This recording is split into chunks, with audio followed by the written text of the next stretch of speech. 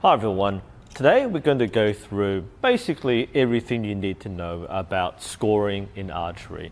This is intended for people who haven't done any formal events before, so it might be your first time going to a tournament or even a club event, and you might feel a little anxious about following the right rules and make sure you don't get disqualified. So we'll go through the target faces and how to score them. We'll go through the protocols around score cards, your responsibilities as the archer scoring for the tournament, as well as other specific nuances which you will need to know. First, let's talk about the target faces. What you see here is the most well-known and most commonly used target face. We call this the feater face or the World Archery face, which is your 10 scoring zone target. This isn't the only type of target. If you're shooting field, for example, you'll find the smaller yellow and black target face. If you're using a different tournament system, there'll be different target sizes, and of course 3D archery is completely different as well. But we'll be focusing on the outdoor target face, which you'll see over here. Now, the size of the target will vary depending on the round and distance being shot. This is the largest size. Across the board is 122 centimeters, which means that the 10 ring is 12 centimeters wide. For a short or intermediate distance round, usually a smaller target is used, about 80 centimeters. Same scoring zones, the target is smaller. For indoor rounds, it's a 40 centimeter target. Again, same zones, but smaller target. The rounds will vary, so your club round or your state rounds, whatever it's chosen for the event, will use different target sizes for different distances. Like we said, this is the longest distances. The standard for Olympics would be this target at 70 meters. For compound, it's a smaller target, the 80 centimeter one at 50 meters. And for those shooting barebow disciplines, it's this 122 centimeter target at 50 meters, usually. And as a footnote, if you're watching World Archery and you're watching the compound events, you may find that they're shooting an even smaller target. This actually is the 80 centimeter medium-sized target, but they cut out the outside rings. This is because at that level, compound will virtually never miss the gold. So having extra rings is unnecessary, so they use a smaller target face. This does mean, by the way, if you are shooting one of these in a tournament, if you miss the blue rings completely, it counts as a miss. You don't count the black rings or white rings. This is effectively, if you're good enough, you will only hit this part of the target.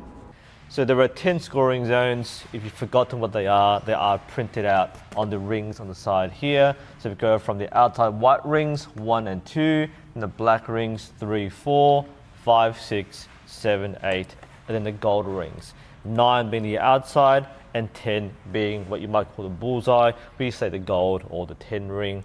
Now, there's a bit of a caveat here. There is an X ring in the center as well. The X ring is still worth 10. Now, on a scorecard, we do record them separately, X and 10, as compared to just 10s.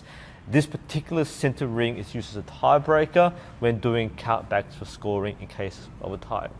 So calling arrow values is straightforward. Where the arrow lands is the score it gets. So this is in the X ring, that's an X. This one here is in the 10 ring, that's a 10. This one here hits in the 6 ring, so it's a 6. Now the obvious question is that if it hits the line, what do you do?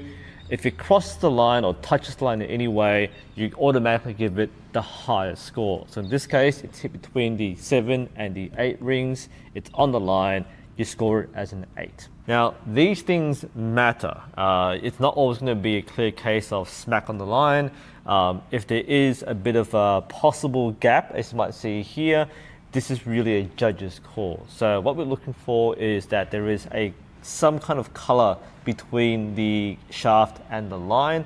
If the line does touch the shaft in any way, we give the highest score. But if there's any gap between the shaft, not the hole that's made by the arrow, but the shaft itself and the line, then it goes down to the lower value.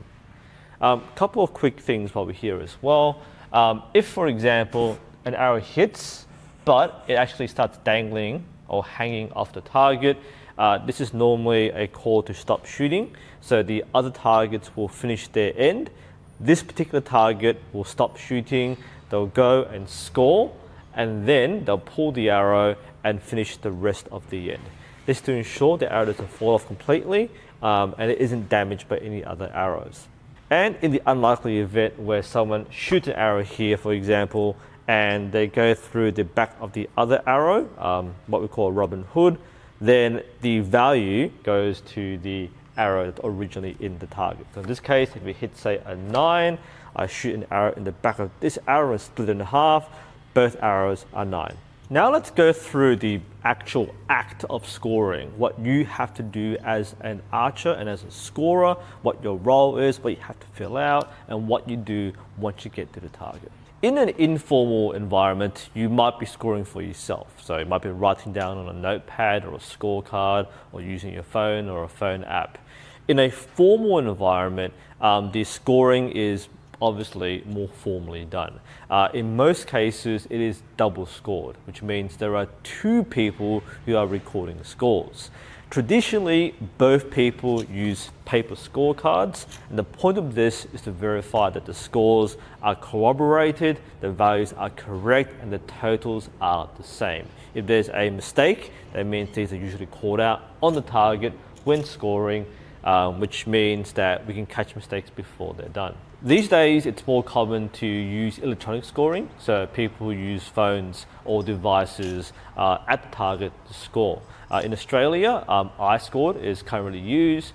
Internationally, you might find apps like NUSensei as a standard for many events. The point of this is to more easily track archers' scores on a database, but that said, it's still double scored, so one person will have the device, the other person will have a paper scorecard. And it's quite important that in many cases, the paper scorecard has the precedence, which means if there's any error, it's assumed that this is the correct one rather than the phone one. That said, it's still double scored, so the person on the phone must still corroborate their total with the person on the scorecard. In short, in normal events, there are 2 scorers on each target. So you can't score your own target by yourself. You need at least one other person on that target with you. So you're both scoring for each other. Both people score all the arrows. So again, you don't score your own arrows only, you score for both people. So everything is double scored. If there are 3 people on target, that means there's still 2 scorers. The third person will help out by calling arrows or pulling them out later. As we said before, there are normally 2 or 3 people on the same target, and before the round starts, you would normally agree who's doing scoring, or which scoring, either on the phone or on the scorecard. As a third person, they're normally there to just point the arrows out, but anyone call arrows as long as people are writing it down correctly. Bit of a pro tip here, before you start scoring, agree on the order of scoring, because there's normally 3 or more scorecards on one clipboard. So you say, oh yeah, 1, 2, 3, who's yours, 1, 2, 3. That way you score in the same order without flipping through too many pieces of paper. Right, so here I've got an end of 6 arrows. I'm doing a solo demonstration. Normally there's more arrows, might be 2 or 3 or 4 people, so there's far more arrows here, but to simplify things, we'll do 6. So we've got 6 arrows on target and we score. So again, if you have a third person who can call out for you, that's great, but always check that the arrows are correct. So you might look up and say what, and so on. So very often people will find all the arrows first and go this, and this. So in my case, I've got an X, I'll write down X, a 9, an 8, a 7, 9, 8, 7. We've got a 4 over here. And in the event where you've missed the scoring zones or missed the ball entirely, you write down M for miss. Not a dash or a 0, you write down M. So in this case, we've got my score up here, X9874 miss. You then add the totals up, 38, and you cross-check that these values and this total is the same. So both scorers need to check. On paper, if there's a mistake, someone's either written the arrow wrong or done math wrong. If the math's wrong, that's fine, we can fix that. But if the arrows are wrong, then there's no way to verify what the original score was, and more often it will default to the lower value. So you've got to make sure these are correct. If somebody has the phone and doing online scoring, that's usually faster. They can cross-check the score with you because that's correct, assuming these arrows are correct. So both people must verify. If there's a mistake in any of these, check which one is correctly written down. Never assume the guy of the phone is correct, because the numbers here might be wrong and they're telling you a number which you're copying down, and you might cheat yourself out of the proper score. On that note, never do this. It's very common where you might be mishearing or not paying attention. You might think X9, you said 7, but I was thinking 8. And in that case, people might go, oh, that's a 7, see, it's a 7. No, you can't do that. If there's any problem with writing the correct number down, you must call the line judge.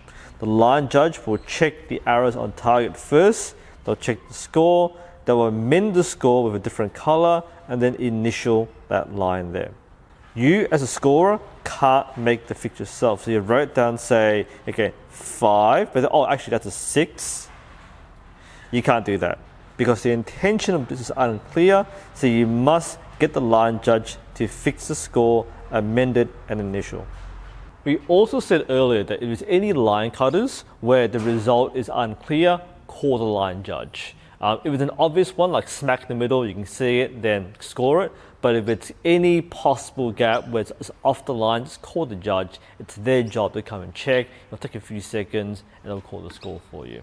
Now, very important rule.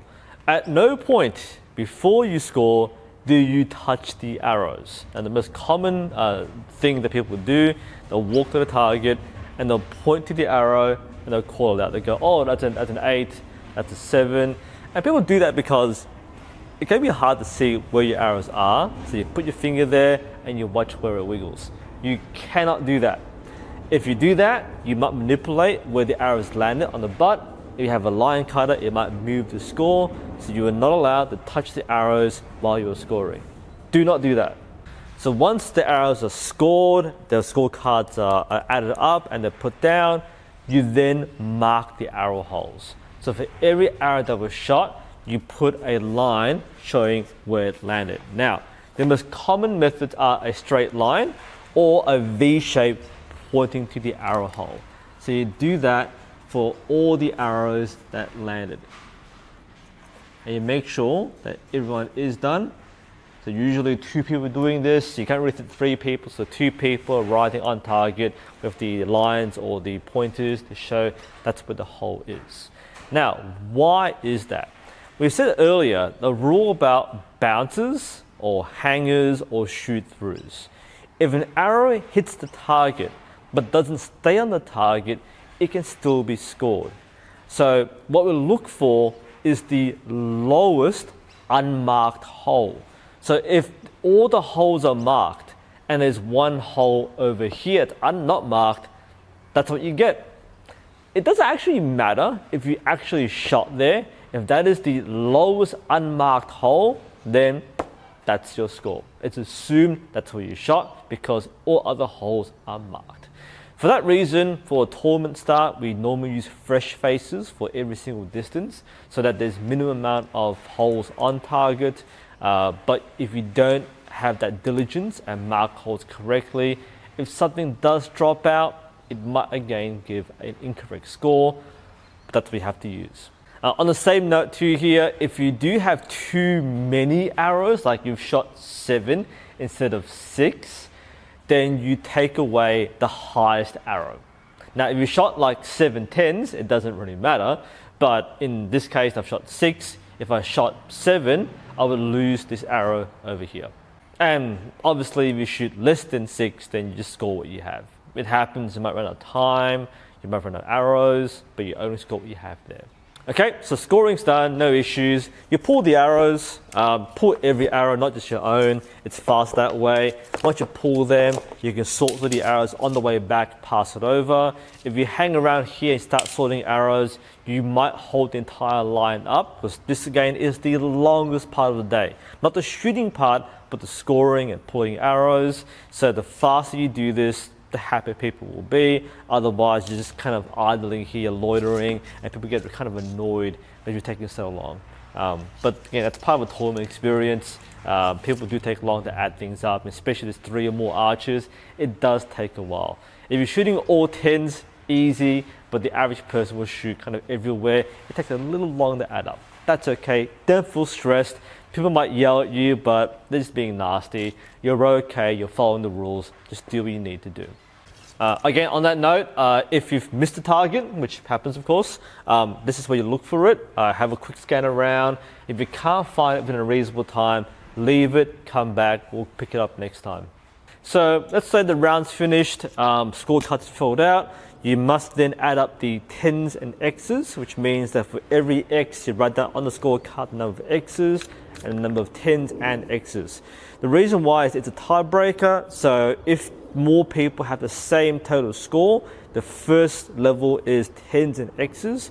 If that's still tied, then it's total X's only, and that's the tiebreaker. Scores for each distance are added up and the total score is obtained, then it's signed. The most scorecards will have a signature for the archer and a signature for the witness. And normally the scorer will sign the witness for everything and then pass to somebody else to witness their own scorecard. That way it's faster, but again, just 2 or 3 people on target. Basically, don't sign as your own witness, sign your own scorecard, get someone else to sign yours as a witness, and then the scorecards are usually handed in to the judges, and then they'll be the ones to do the total score. The process involved normally means corroborating the paper scorecard with the digital scorecard, if there is one. If not, it's totaling scores basically manually to make sure everything is correct. Scorers will never actually go, oh, your score here is correct. They will verify it's correct first, because again, you can accidentally get it wrong, or you can cheat, or add an extra 100 points by accident, that sort of thing. So again, these are picked up. And again, this is where things can get a little nasty in a big event. If your scorecard is incorrect, or it's not filled out, or something's missing, or you haven't crossed something, then in a really busy round, it's just thrown out. They're not going to check that you've done it correctly, or if you did it wrong, well, okay, you should have done it right the first time around. In a low-key event, it might be much more forgiving. They'll try and chase you up, but when you're at, say, Vegas, when you have got 1,000 people there, then they'll try and find one guy to say, what's your scorecard? Okay, so those are the scorecard rules. That's the procedures and protocols. That's basically what happens. This is not very hard. It can be a little mentally overloading, especially with the math, because you're kind of like adding numbers together and you're like, what do I do? My advice is just shoot 10s. It's easy to count, but barring that, there are a few shortcuts as well. The big one is if you mostly shoot golds, you can subtract from 60. So if you say, you shoot 3 9s, it's -3 from 60, it's 57. After a while, you start memorizing this common combination, so you can do it really quickly. If you are average and you shoot everywhere, it is a little tough to manually count things, but you'll find certain patterns as you do this. It will actually help your mental arithmetic. So if you shoot badly, yay, you get better at math. Otherwise, it's a motivation to just get good. So that's the primer on how to score in an archery event. It's not hard. It's a little tedious because we have to get things exactly right, especially the arrow values for the scores to be correctly calculated. But apart from that, it's basically filling out boxes and making sure every box is filled out. It's not hard, it's not that confronting, and hopefully this will calm some of the anxieties you might have about shooting a tournament. It's not a big role, everyone scores, and hopefully your scores will be easy to add up. Anyway, thanks for watching. Hope you all found this interesting and helpful, and hopefully we'll see you next time.